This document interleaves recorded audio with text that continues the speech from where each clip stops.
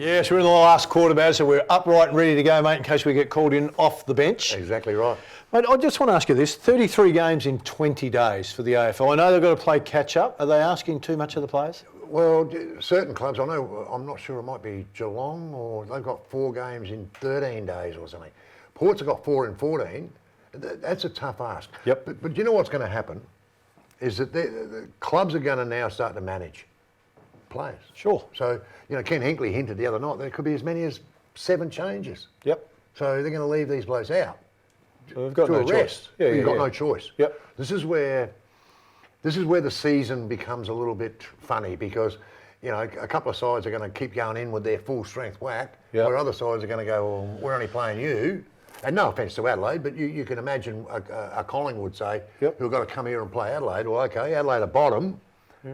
We'll leave a few. Pendlebury's not going to play. Exactly and, right. Or he's only going to play half a game. Well, Whether you like it or not, it's smart management of your players. You're not disrespecting anyone. You're saying that's our objective is to win the game and have our players as fit as they can be in the run into the grand final. In the run into the So final. that's their big Exactly objective. right. On the back of that, holding the ball.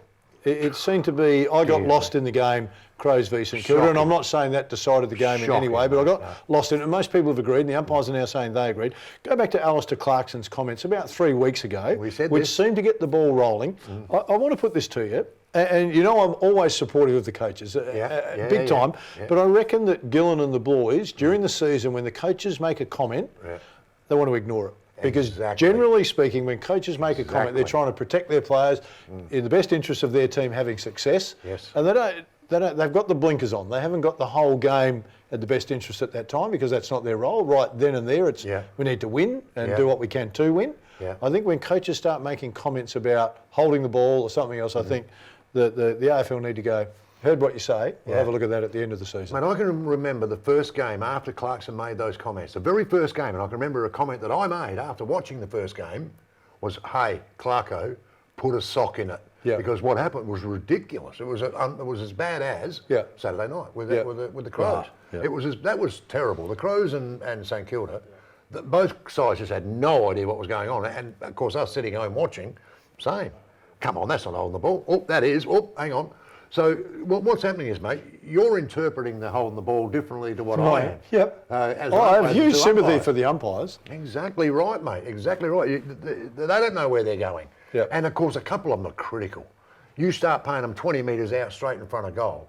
Wow. You know, that hurts. That could really hurt a team, you know, say an elimination final or something. Absolutely. Let the guys play and play the holding the ball that is absolutely...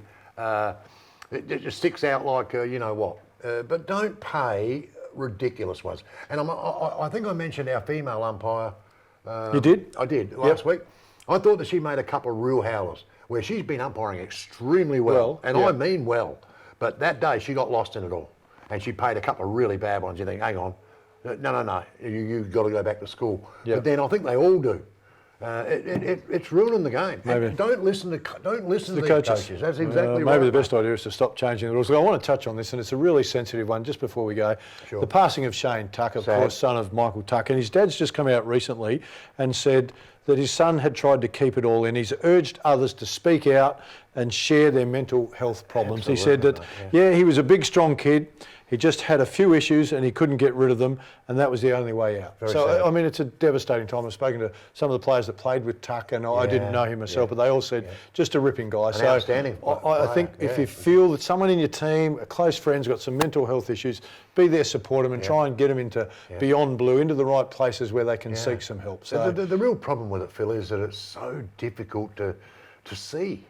You can't see it. It's not a visual. That's the thing. It is so difficult. You know, we've lost a few at Port Adelaide over the last whatever, and really, really sad. But you would not pick that in a million years. No, and you've been around them. I've been around. They need your support. They need your help. You know, don't. But again, our condolences to the Tuck family and his wife and kids as well. Time for us to slip out, Baz. It's been a good show, been an interesting one. Look forward to your company next week. No worries. Catch you next week. Bye for now, everybody.